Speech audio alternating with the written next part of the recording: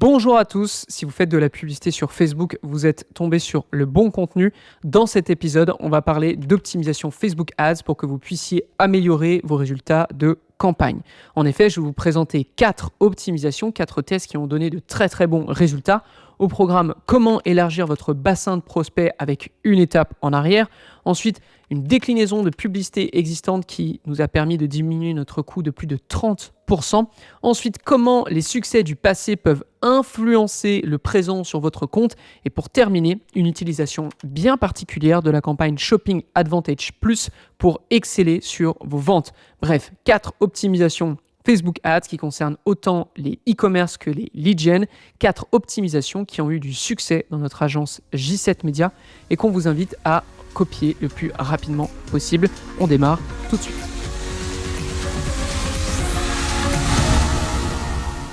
Bonjour à tous et bienvenue sur Social Scaling, le podcast 100% Facebook Ads, le podcast qui vous permet de dépasser les 1 000 € ou 1 000 $ de budget par jour sur la plateforme. Il vous est proposé par l'agence J7 Media. Mon nom est Antoine Dalmas et aujourd'hui, on se retrouve sur un épisode concept que vous connaissez pour la plupart très bien, à savoir, je vais vous présenter 4 optimisations, 4 tests qui ont donné de très bons résultats et qu'on présente notamment dans les squads Facebook Ads. Et là, du coup, je fais une petite parenthèse pour ceux qui nous découvrent. Les squads Facebook Ads, qu'est-ce que c'est ? Eh bien, c'est une newsletter gratuite dans laquelle chaque lundi, vous allez retrouver une optimisation ou un test qui a été fait dans l'agence J7 Media et dont on vous présente absolument toutes les coutures pour que vous puissiez recopier ces tests ou vous en inspirer et ainsi avoir de meilleurs résultats. Si ça vous intéresse, le lien de l'escouade est dans les notes de l'émission. Aussi, petit trigger warning pour ceux qui nous écoutent uniquement sur Apple Podcasts, Spotify, c'est clairement le genre d'épisode où il faut venir sur YouTube parce que je vais vous montrer énormément de visuels et ça serait dommage de passer à côté. Le trigger warning est terminé, on démarre tout de suite avec le tout premier test. Alors qu'en 2022, on pensait les audiences Facebook Ads mortes et enterrées, force est d'admettre que c'est tout le contraire. En fait, depuis 2023, on n'a jamais autant testé d'audience et ce, avec succès. Pour ce test, on est chez un annonceur type lead gen dont le seul objectif avec Facebook Ads est de générer les leads les plus qualifiés possibles et même des ventes grâce à des campagnes qui sont optimisées avec des conversions personnalisées. Alors, pour ceux qui découvrent un peu, les conversions personnalisées, c'est par exemple, je veux qu'une conversion se déclenche lorsqu'une personne atteint telle URL. Okay, ça, c'est une conversion personnalisée. Mais Facebook Ads a des conversions standards, à savoir des achats, des leads, etc. Mais nous, on aime placer des conversions personnalisées sur ce genre d'annonceur parce que ça nous permet de suivre vraiment toutes les étapes et aussi de nourrir le pixel avec des actions qui nous intéressent. Pour revenir à cet annonceur qui est un lead gen, il faut comprendre qu'il y a jusqu'à 6 étapes pour convertir et pour même acheter le service qui est proposé par ce lead gen. Donc on a le step 1, step 2, step 3, step 4 et ça va jusqu'au step 6. Le step 6, c'est la conversion personnalisée sur laquelle on travaille, on optimise nos campagnes et c'est là aussi où les gens achètent finalement le service. Donc il faut comprendre que à ce moment-là, sur ce compte, on optimise en step 6 et on observe qu'il y a une augmentation du coût. Okay, le step 6 se rapproche des $130 à ce moment-là. Or, nous, notre limite à ne pas dépasser, c'est $150. Okay. Le problème, c'est que malgré toutes les optimisations qu'on va faire, généralement de créatifs à ce niveau-là, rien n'y fait. Et quelques semaines plus tard, on va même dépasser largement cette limite avec une de nos campagnes qui va afficher un CPA, un coût par acquisition de $168. Donc, c'est nettement au-dessus. Malgré toutes les optimisations qu'on a faites à l'intérieur de cette campagne, rien n'y fait. Okay, donc on est un peu embêté et on commence à regarder un petit peu plus largement. Largement, on observe que depuis le début, on utilise surtout la même audience, ou du moins la même source d'audience. Pourquoi ? Parce que, et là je vous affiche une autre image, on utilise beaucoup les audiences lookalike ou les audiences similaires, mais que je vais appeler lookalike à partir de maintenant. Les audiences lookalike, on les utilise jusqu'à 8 ou même 10%. Le problème, c'est que c'est tout le temps la même source, à savoir les acheteurs de ce service, les gens qui ont rempli le step 6. Et le problème, c'est qu'on l'utilise peut-être depuis trop longtemps. Donc, l'audience est saturée, entre guillemets, et on s'adresse tout le temps aux mêmes personnes qui, petit à petit, n'ont plus rien à faire de nos publicités. Donc, c'est pas tant un problème de volume, mais c'est un problème de source. Donc, qu'est-ce qu'on va faire ? L'idée, alors, est d'élargir ce segment et de se rendre une étape avant, à savoir non pas ceux qui payent le service, mais ceux qui arrivent sur la page de paiement. Okay, donc là, l'idée, ça va être de créer des audiences lookalike de 1, 2, 3, 4% maximum sur toutes les personnes qui arrivent à cette page de paiement. Pourquoi on fait ça? Parce que si on se focalise uniquement sur les gens qui ont acheté le service, ça va être une audience plus petite. Mais si on ajoute à ça les personnes qui arrivent sur la page de paiement, bah forcément, on va toucher beaucoup plus de monde. Et on lance ces campagnes avec ces audiences, plusieurs audiences en test, donc 1 à 2%, 2 à 3%, etc. etc. Et après $1 900 de dépensés, je vous affiche un petit screenshot à l'écran, on est à $81 le coût par Step 6, ce qui est gigantesque, qui est 2 fois moins que sur notre précédente campagne. Et en fait, ça marche tellement bien, je vous affiche des visuels, ça marche tellement bien en janvier qu'on décide d'en ouvrir une supplémentaire, donc une autre campagne en février, pour couvrir un autre service de l'annonceur, ce qui nous donne depuis le lancement une première campagne à $5 200 dépensés avec un coût par Step 6 de 106 et une autre lancée plus récemment qui dépense $1 781 pour un coût par Step 6 de $118. Donc, ça a très très bien fonctionné et si vous avez une leçon à retirer de ça, c'est que si vous avez un tunnel de vente, une offre et des publicités qui fonctionnent très bien, ce qui était le cas pour notre annonceur, c'est juste qu'on a tourné trop longtemps sur la même audience, eh bien rien ne vous empêche d'aller chercher une audience qui s'arrête une étape avant la dernière dans votre funnel. Ça va vous permettre d'élargir un petit peu plus votre audience et de vous adresser à des gens qui ne vous connaissent pas ou pas encore assez bien. Ok ? Étape ou test suivant, cette fois, on va sortir un peu des sentiers battus. J'adore ce test parce que on est complètement sur quelque chose d'assez original. On est chez un annonceur qui est à la fois un e-commerce, à la fois un lead gen. Vous allez comprendre. En fait, l'annonceur en question a une force de vente toute particulière. Il vend autour des lives Facebook. Ouais, exactement, les fameux lives que tant de créateurs de contenu utilisaient il y a quelques années de ça.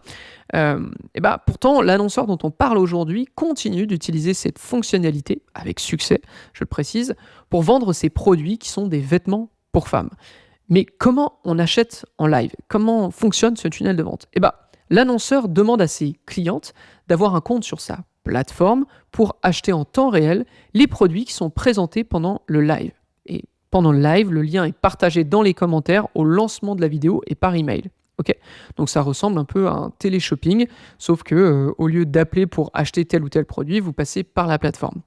Un gros avantage pour l'annonceur, c'est qu'il y a une énorme urgence sur l'offre, puisqu'à partir du moment où un article est présenté, il peut être sold out dans la minute. Par contre, le gros inconvénient pour nous, forcément, c'est qu'il n'y a pas de stock. Okay, il n'y a pas vraiment de stock, donc impossibilité de notre côté d'avoir des publicités uniquement basées sur les meilleurs produits. Okay, difficile de montrer un produit en disant achetez-le, non, c'est pas possible parce qu'il existe peut-être même plus. Donc l'une des campagnes qu'on pilote pour cet annonceur étant lead gen. Okay, l'objectif c'est de générer des leads et ça va cibler toute l'audience qui connaît déjà l'annonceur mais qui n'a pas encore de compte sur la plateforme de vente. Donc, c'est vrai qu'il est rare de parler de retargeting sur les squads Facebook Ads, mais là, les résultats sont absolument fous. Donc, je vous montre un petit visuel. On est sur la campagne de retargeting. Avant notre optimisation, on a dépensé 912 €. On a une fréquence de 2,12 et notre coût par lead est de 4,30. Okay, dans une campagne d'acquisition, donc on sort de cette campagne de retargeting, dans une campagne d'acquisition avec laquelle on a beaucoup plus de volume de dépenses, forcément, on détecte qu'il y a un concept qui fonctionne très bien. Je vous présente sur l'écran les résultats. On est à 3,79 € le coût par lead, ce qui est forcément ce qui est plus bas qu'une campagne de retargeting.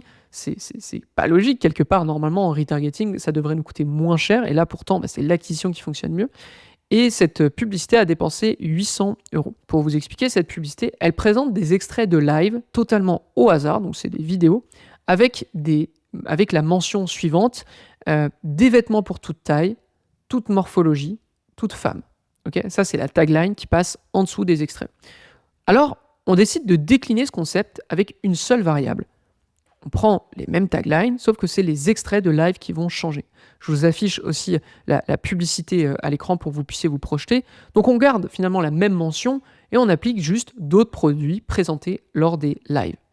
Toutes ces déclinaisons, On les applique en retargeting et les résultats vont être assez flagrants. Je vous montre un autre visuel. Après 353 € dépensés, les 2 déclinaisons qu'on fait nous affichent un coût par lead à 1,94. Okay, sur la campagne entière, on est à 2,85 € le lead, parce qu'il y a aussi d'autres publicités qui ont roulé au même moment.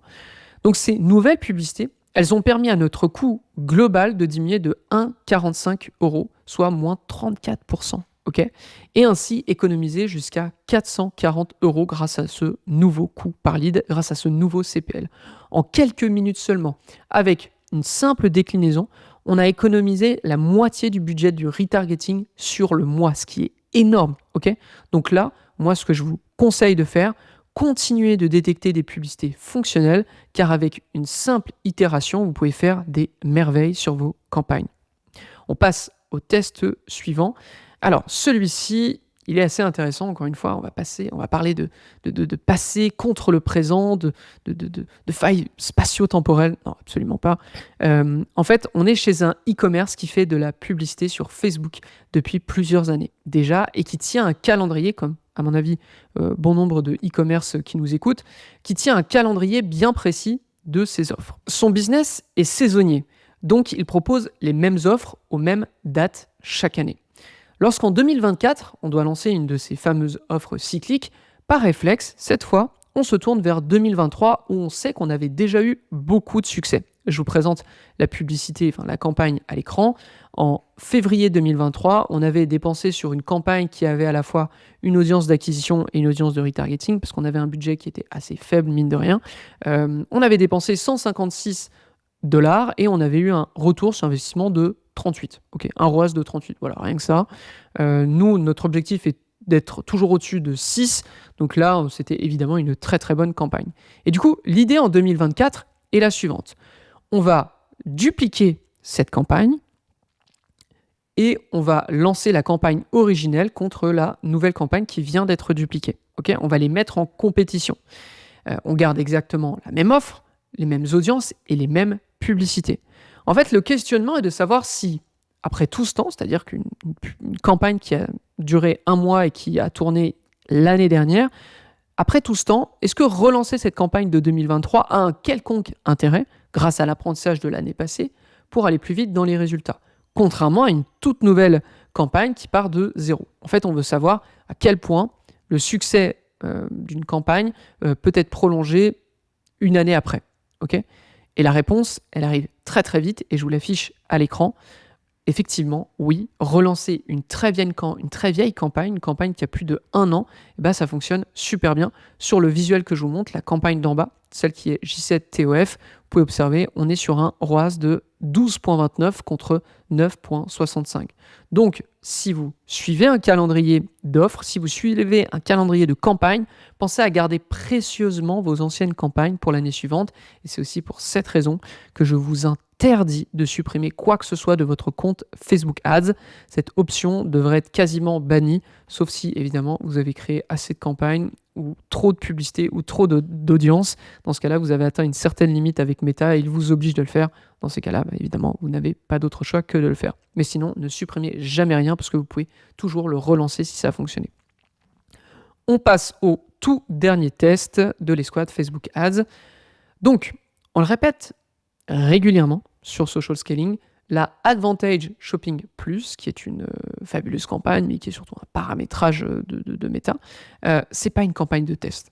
Okay, ça, par contre, je vous le dis très clairement, ce n'est absolument pas une campagne de test. Pourquoi ? Parce que nous, la façon dont on teste, dont on scale sur social scaling et sur Facebook Ads de manière générale, c'est plutôt avec des campagnes précises, avec un paramétrage précis, et la Advantage Plus va nous servir à rassembler tout ce qui a fonctionné. Donc selon nous, la Advantage Shopping Plus, ou la Shopping Advantage Plus d'ailleurs, c'est une campagne où on centralise le meilleur. Okay, ça devient un accélérateur de croissance.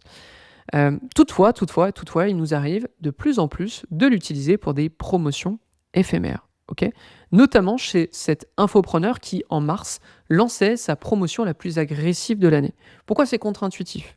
Parce que vu que nous, on préfère tester et ensuite centraliser la campagne, centraliser les meilleures publicités dans cette campagne, là, c'est un peu l'inverse, c'est-à-dire que de toute façon, vu que c'est éphémère, on n'a pas tellement le temps de tester, donc on préfère mettre dans la Advantage Plus Shopping, ou la Shopping Advantage Plus, peu importe, de faire en sorte qu'on ait les meilleurs résultats. Donc, rapidement, on va utiliser les mêmes publicités, la même offre, et tout ça va être intégré dans des campagnes qui sont différentes.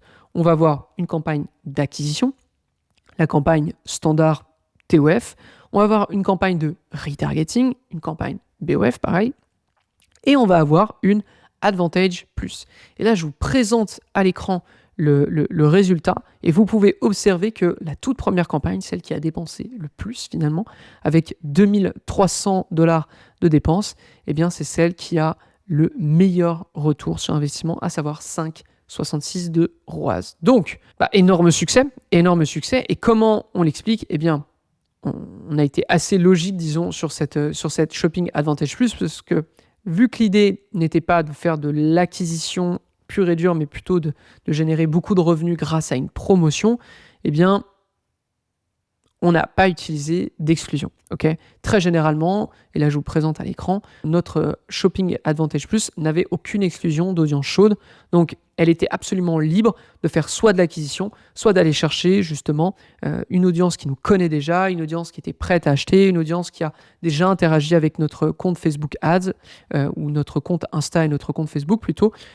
Donc l'idée là pour le coup, c'est que vu qu'on est sur une opération éphémère, qu'on n'est pas là pour tester, que dans tous les cas, cette campagne va être fermée, après, on lui donne toutes les chances de convertir, parce que l'objectif pour nous, c'est surtout de vendre un maximum.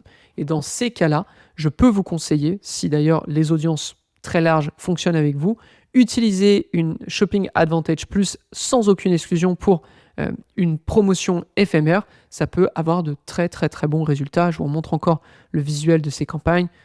On a largement dominé grâce à cette campagne. Ok ?